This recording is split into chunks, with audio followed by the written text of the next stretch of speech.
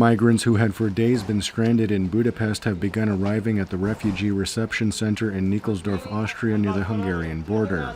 Some 2,000 migrants were greeted there by Red Cross volunteers who had prepared beds, food, and drink.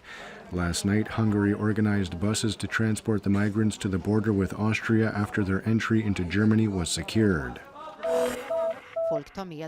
In an interview today, German Chancellor Angela Merkel announced that Germany was entirely capable of taking in the record number of migrants arriving in that country.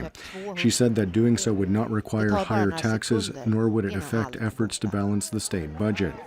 Germany is the largest recipient of migrants in the EU, with 104,000 migrants entering the country in August alone, while another 800,000 are expected by the end of the year.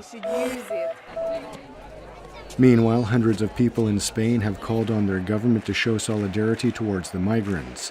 At a gathering in Barcelona, they demanded that their country take in more migrants than Brussels is asking of them. The body of a 51-year-old Pakistani man has been found by railroad tracks some 40 kilometers from Budapest. So far, the cause of death is unknown. His body was discovered after 350 migrants fled a train that had been stopped there by Hungarian authorities after it departed from Budapest on Thursday.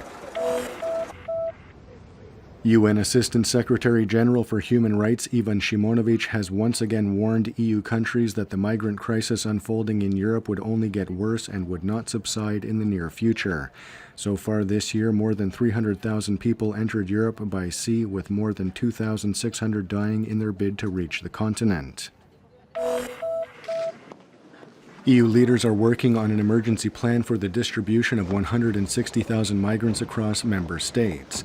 Brussels is pressuring member states to take in more migrants currently in Italy, Greece, and Hungary, which are taking the brunt of the influx of migrants from North Africa and the Middle East. How many migrants each country will receive is to be based on their population and economic strength. As such, it appears as though Croatia will have to take in 3,200 migrants. However, Foreign Affairs Minister Vesna Pusic feels that this won't be the case, as many member states have already said that they oppose the European Commission's quota plan and that the majority of the migrants don't want asylum in many of the EU's 28 member states. Some 400 kilograms of uranium have been found in the warehouse of radioactive substances at the Ruđer Bošković Institute in central Zagreb. The existence of the unguarded uranium was unknown to authorities.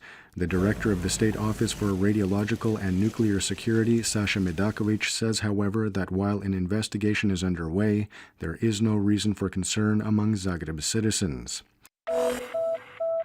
Marin Cilic is through to the fourth round of play at the U.S. Open after beating Mikhail Kukushkin of Kazakhstan in 5 sets. Cilic, who is the defending champion, faces Frenchman Jeremy Chardin next. Finally, the Croatian national basketball team opens Eurobasket 2015 in Zagreb against Slovenia at 9 p.m. tonight. Predominantly overcast with intermittent rain and thunderstorms. There will be a moderate to strong southeasterly turning to a southwesterly and northwesterly on the coast. The northern coast will see a northeasterly in the evening. Highs for the day will be between 15 to 19 degrees Celsius in the northwestern reaches of the interior, up to 30 degrees in southern Dalmatia, and between 21 to 26 degrees elsewhere. The 3-day forecast for the interior calls for rains to subside tomorrow and skies to gradually clear in the afternoon. Partly sunny on Monday. Northerly and northeasterly winds will bring cooler temperatures. The coast will see some rain on Sunday morning, followed by predominantly sunny skies, strong northerly winds, and lower temperatures.